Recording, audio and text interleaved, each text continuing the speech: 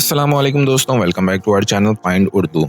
Call off का मतलब है कैंसिल करना या बंद कर देना।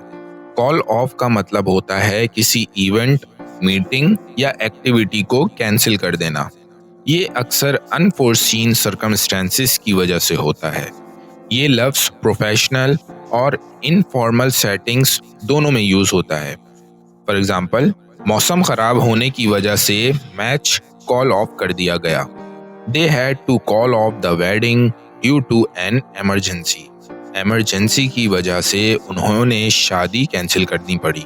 तो दोस्तों, कॉल ऑफ का मतलब है किसी चीज को कैंसिल या खत्म कर देना। उम्मीद है अब आपको कॉल ऑफ का मतलब समझ में आ गया होगा। मिलते हैं नेक्स्ट वीडियो में। शुक्रिया।